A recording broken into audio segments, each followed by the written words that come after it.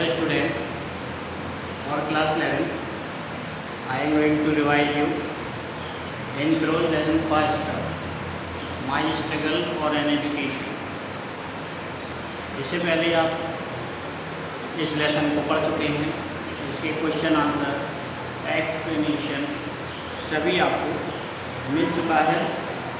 दोबारा फिर से इसलिए रिवाइज किया जा रहा है, कुछ बच्चे ऐसे भी हैं जिनके पास साधन उपलब्ध नहीं है वो, और बाद में उनके साधन उपलब्ध हुए हैं या फिर क्लास में हैं, ये दोबारा रिवाइज कर सकें, दोबारा इस लेसन को पढ़ सकें। देखिए लेसन फर्स्ट है, आप लोग बुक में देखिए, माई स्ट्रगल फॉर एजुकेशन, ये ऑटोबायोग्राफी है। लेखक अपनी आत्मकथा स्वयं लिखता है और आपको समझा रहा है, आपको ये बताना चाहता है कि शिक्षा प्राप्त करना आसान नहीं है, और जो परेशानियों से लड़ना जानते हैं या परेशानियों से डरते नहीं हैं वही शिक्षा प्राप्त करता है। इस लेसन में लेखक स्वयं बता रहा है कि उसे शिक्षा प्राप्त करने में कितनी कठिनाइयाँ हुई। बताना इसलिए चाहता है कि आप में जोश भर जाए कि अगर कोई दूसरा व्यक्ति इतना कठिन काम कर सकता है तो आप क्यों नहीं कर सकते। केवल यही बताने का प्रयास किया है लेसन में लेखक ने कि आप भी निराश ना हो और मेहनत करें। देखिए lesson, one day while at work in the coal mine, एक दिन जब काम कर रहा था कोयले की खदान में, I happen to overhear, मुझे कुछ सुनाई दिया। मुझे यानी लेखक की आत्मकथा है ये, इसलिए लेखक स्वयं कह रहा है कि मुझे कुछ सुनाई दिया। ओवर हियर मीन्स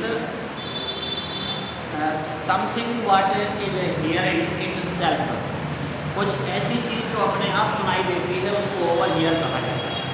जो हम कान लगा के सुनते हैं उसको हियर कहा जाता है। कोई बोल रहा हो और आप सुनते हैं उसे लिसन कहा जाता है। अलग अलग मीनिंग होती है, इसलिए ओवर हियर माने जब वो काम कर रहा था तो सुनाई दे गया उसको। क्या सुनाई दे गया? टू माइनर्स टॉकिंग, दो मजदूर बात कर रहे थे। Miners, the worker who work in coal mine is called miner, जो कोयले की खदानों में काम करते हैं उनको माइनर, खनिक कहा जाता है। खनिज का काम करते हैं अर्थात ज़मीन से नीचे सामने जैसे कोयला निकालना, अयस्क निकालना आदि। Taking about a great school, talking about a great school for coloured people, जो दो मजदूर थे वो बात कर रहे थे कुछ एक अच्छे स्कूल के बारे में, फॉर कलर्ड पीपल। कलर्ड माने अब यहाँ रंगीन लोग नहीं हैं, यहाँ है काले लोग। ये वैसे तो लेखक जो है रॉबर्ट टी वाशिंगटन अंग्रेज है, लेकिन अंग्रेज भी दो प्रकार के होते हैं, कुछ काले हैं कुछ गोरे हैं। ऐसे इंग्लैंड में रहने वाले ये लोग बहुत गोरे हैं, जबकि दक्षिण अफ्रीका में रहने वाले ये भी अंग्रेज हैं और वो काले हैं। तो ये काले लोगों के लिए स्कूल था, फॉर कलर्ड पीपल माने जो काले लोगों के लिए था। गोरे काले में उस समय बहुत फर्क समझा जाता था। समवेयर इन वर्जीनिया, कहीं वर्जीनिया में लेखक ने दो मजदूरों को बात करते हुए सुना, वर्जीनिया में कोई एक अच्छा स्कूल है जो कि काले लोगों के लिए है। This was the first time, और ये पहली बार, आई हैड एवर हियर्ड, लेखक कहता है मैंने सुना था, पहली बार कभी मैंने ये सुना था, इससे पहले कभी सुना ही नहीं था कि कोई कलर्ड लोगों के लिए कोई अच्छा स्कूल है। Anything about any kind of school for college that was more prestigious than the little colored school in our town। लेखक कहता है पहली बार मैंने ये सुना था कि जो हमारे कस्बे में, हमारे शहर में एक स्कूल है कलर्ड लोगों के लिए, इससे कहीं बेटर स्कूल है। यानी वो उसको यही समझता था अभी तक कि जो हमारे शहर में है वही सबसे अच्छा है। और हर कोई ये मानता है कि हमारी चीज़ सबसे अच्छी है। आपके पास घड़ी है, दूसरे की घड़ी कहते अरे हमारा अच्छा समय देती है, दूसरे की भले ही अच्छा देती हो लेकिन आपकी घड़ी अच्छी है आपके लिए। तो हर किसी की ये धारणा होती है कि हमारी जो चीज़ है वही अच्छी है। हम अपने देश की बड़ाई करते हैं, दूसरा देश जहाँ जो रहता होगा वो अपने देश की बड़ाई करता होगा। तो लेखक कहता है कि पहली बार मैंने ये सुना था किसी के मुंह से कि हमारे शहर में जो कलर्ड लोगों के लिए स्कूल है छोटा सा, उससे कहीं अच्छा स्कूल है। As they went on describing the school, और जैसे जैसे वो उस स्कूल के बारे में वर्णन करते गए, इट सीम्ड टू मी, मुझे ऐसा लगा that it must be the greatest place on earth. मुझे ऐसा लगा कि पृथ्वी पर सबसे अच्छा स्थान यही है। ऐसा क्यों लगा? क्वेश्चन है, why did the writer think that this is the greatest place for him on the earth? लेखक को ऐसा क्यों लगा कि पृथ्वी पर उसके लिए सबसे महानतम स्थान वही है? क्योंकि वो इस ढंग से उसका वर्णन कर रहे थे। या फिर हम ये कह सकते हैं कि उसने पहली बार किसी अच्छे स्कूल के बारे में सुना। तो ये दोनों मिलाकर के लिख देंगे, ही thought that this was the greatest place because he heard first time about any good school for coloured people and the two people were describing in so manner that the writer think that it is the greatest place on the earth. लेखक ने इसलिए समझा कि वो एक तो पहली बार सुना था उसने अच्छे स्कूल के बारे में, और दूसरा वो जो मजदूर थे वो इस ढंग से उसका वर्णन कर रहे थे कि उसे लगा कि यही सबसे अच्छा है। Not even heaven presented a more attraction for me at that time. लेखक कहता है कि उस समय, जिस समय वो वर्णन कर रहे थे और उसे लगा कि यही सबसे अच्छा स्कूल है, तो कह रहा है कि स्वर्ग भी मुझे उससे ज़्यादा आकर्षित नहीं कर सकता था जितना कि उस समय वो स्कूल मुझे आकर्षित कर रहा था। Not even heaven presented more attraction for me at that time that did the Hampton Normal and Agriculture Institute in Virginia. The name of school was Hampton Normal and Agriculture Institute in Virginia. ये Virginia का Hampton normal agriculture institute था। ये उस समय उसे लेखक को इतना अच्छा लगा कि उस समय स्वर्ग भी उसके मुकाबले में फीका था।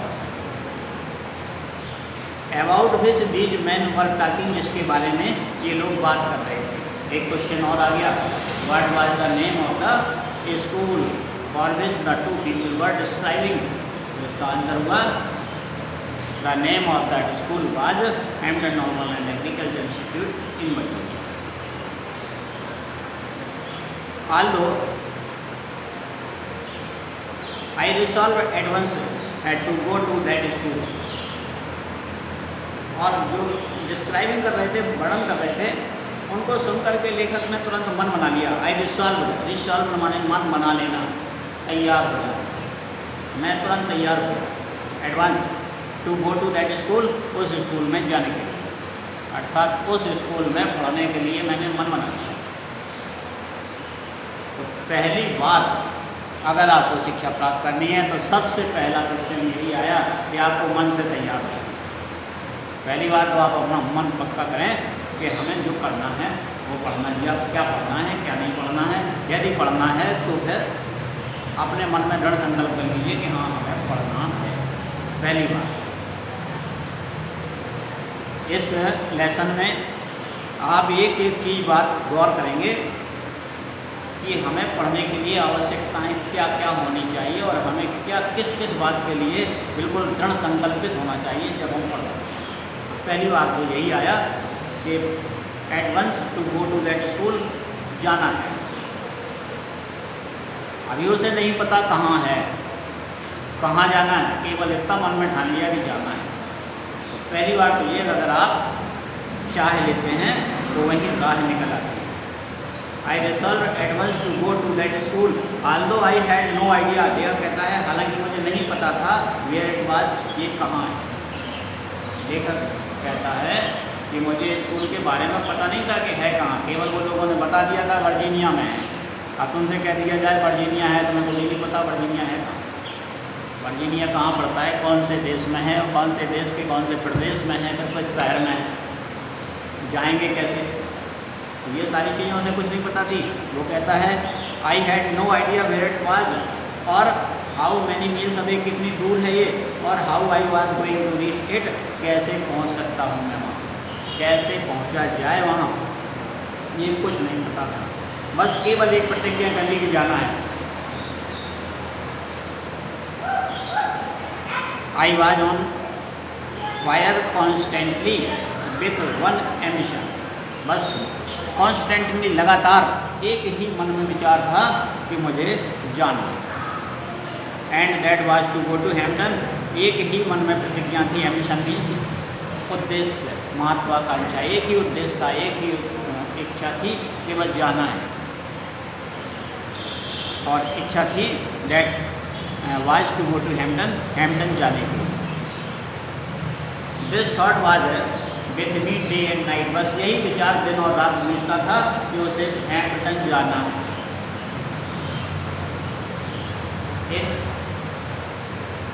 In the fall of 1872, I determined to make an effort to get there.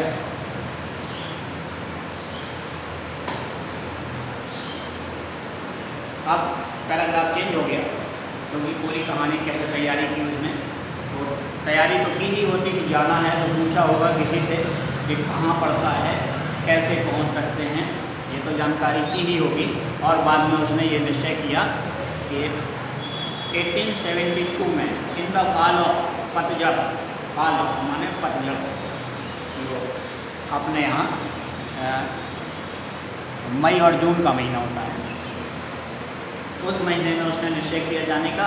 I determine to make an effort, लेखक कहता है मैंने प्रयास किया, टू गेट देयर, वहाँ जाने का, यानी पतझड़ में 1872 के पतझड़ सीजन में मैंने वहाँ जाने का निश्चय कर दिया कि जाना है।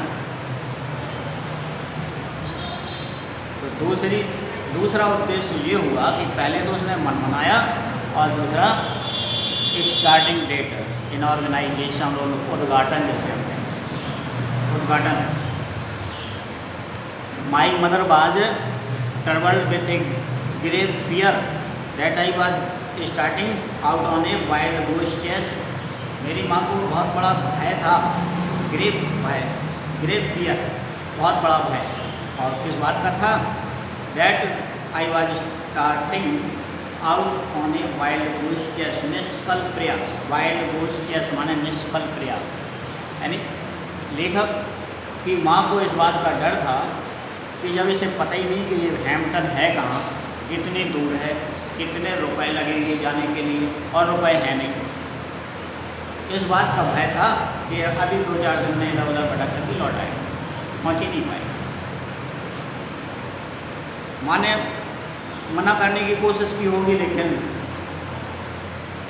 जब माँ ये कह रही थी कि निष्फल प्रयास के लिए जा रहा है, तो ऐसे तो उसने अनुमति दी नहीं होगी कि तुम जाओ, क्योंकि माँ का दिल होता है, जो उसे पता है कि जब पता ही नहीं है कि जाना किस रास्ते से है, कैसे जा पाओ। खैर माँ को मनाने के लिए उसने हाथ विनती जोड़ी होगी, चलो ठीक है माँ हमें दे दो, हम तो जाएंगे ही, जब पैर पकड़ जाओगे तो कह देगी ठीक है जाओ। वो भी ऐसे नहीं कहेगी अधूरे मन से, at any rate I got only half hearted, आधे मन से, अधूरे मन से कंसेंट, स्वीकृति, अधूरे मन से स्वीकृति ले ली, यानी माँ ने कह दिया ठीक है जा। From her that I might start, कि मैं जा सकता हूँ। माँ ने अधूरे मन से ये स्वीकृति दे दी कि ठीक है जा। जब माँ के पीछे पड़ गया कि वो हमें जाना ही है, अनुमति दे ही दो, तो माँ ने अधूरे मन से अनुमति दे दी। I had very little money, लेखक कहता है मेरे पास बहुत कम पैसा था, लिटिल मनी, वेरी लिटिल,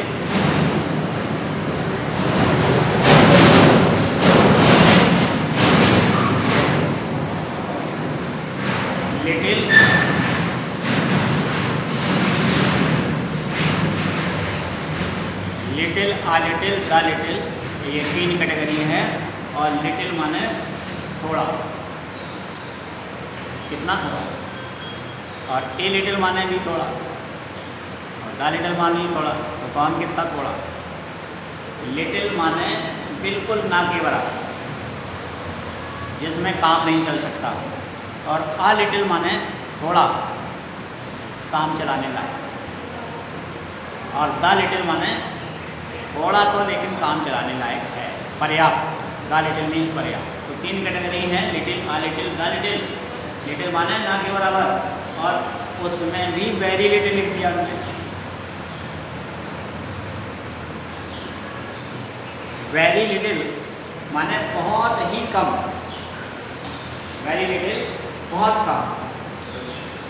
लेखक कहता है कि बहुत ही कम पैसा था, यानी कहने का मतलब बस ना के बराबर था।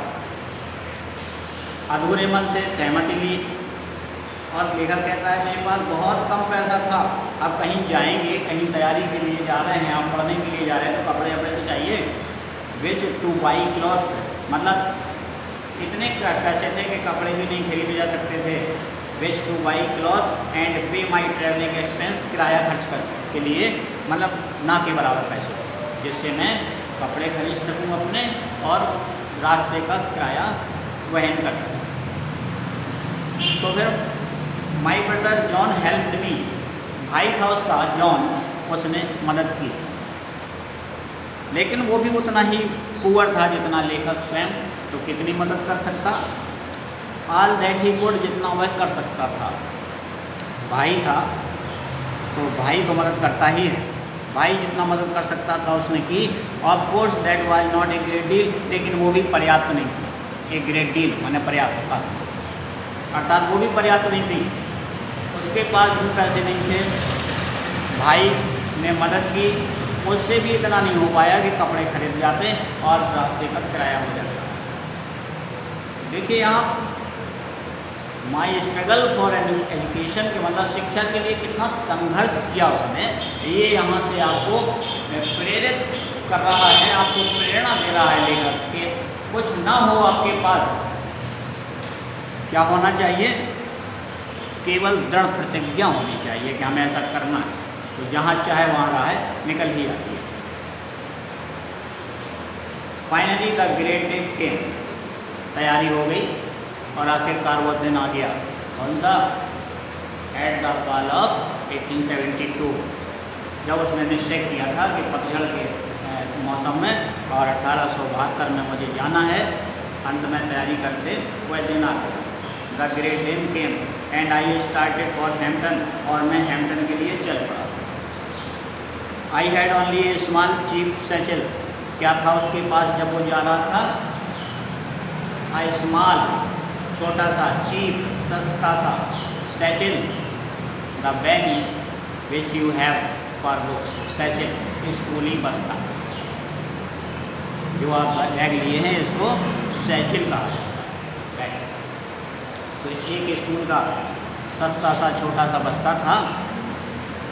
That contain the few articles of clothing I could get, जो कुछ भी मेरे पास थोड़ा बहुत कपड़े थे वो उसमें रखे हुए। My mother at that time was rather weak, मेरी माँ उस समय बहुत कमज़ोर थी। वीक यानी ब्रोकन इन हेल्थ, वीक का मतलब स्वास्थ्य बहुत कमज़ोर था। लेखक कहता है उस समय मेरी माँ बहुत कमज़ोर थी। अब आप लोगों की अगर माँ बीमार हो जाती है तो आप छुट्टी ले लेती हैं, घर पर बैठ जाती हैं, माँ की हालत ठीक नहीं है और हम आज स्कूल नहीं गए। जबकि लेखक की माँ बहुत ज़्यादा बीमार है और वो पढ़ने के लिए दूसरे देश में जा रहा है। ये है कि आपको प्रेरणा देने के लिए कि ये नहीं कि छोटी सी परेशानी आ जाए और आप अपनी एजुकेशन में बाधा डाल लें। एजुकेशन में बाधा ना डालें, छोटी मोटी परेशानियाँ भी आती हैं। I hardly expected to see her again, मतलब इतनी ज़्यादा स्वास्थ्य खराब थी उसका। लेखक कहता है कि मुझे आशा ही नहीं थी कि उसको दोबारा मैं देख पाऊँगा। टू सी हर अगेन, दोबारा मिलने की आशा नहीं थी, लेखक कहता है। And thus our parting was all the more sad, इसलिए हमारा बिछड़ना और भी बहुत दुखदायी था। More sad however was very brave through it all. ऊपर से सेंटेंस को जोड़ दिया कि although she was weak in health, yet he was very brave through it all. यानी कमज़ोर स्वास्थ्य होने के बावजूद उन्होंने अपनी कमजोरी नहीं दिखाई, बहादुरी दिखाई। कहने का मतलब ये कि ये नहीं कहा बेटे से कि अब हमारा क्या होगा तुम मत जाओ, मतलब उसे खुशी खुशी, पहले तो मना किया कि बेटा ना जाओ और निष्फल प्रयास के लिए जा रहे हैं, लेकिन जब कोई चलने ही लगता है तो फिर ये माँ का कर्तव्य हो जाता है कि उस समय जाते वक्त आंसू ना गिराए, बल्कि इसीलिए हमारे हिंदुस्तान में कोई जब जाता है तो उसे तिलक लगा करके विदा किया जाता है, खुशी से विदा किया। यही कारण था यहाँ पर कि उसने बहादुरी दिखाई और अपने बेटे को खुशी खुशी विदा किया जाने के लिए आशीर्वाद के साथ। The distance from Maldon to Hampton, बस यहीं तक पैराग्राफ आप लोग सीख रखिए क्योंकि पूरा हो नहीं पाएगा। और यहाँ तक ब्रेक थ्रू इट ऑल, यहाँ तक, इसके आगे फिर कल पढ़ेंगे।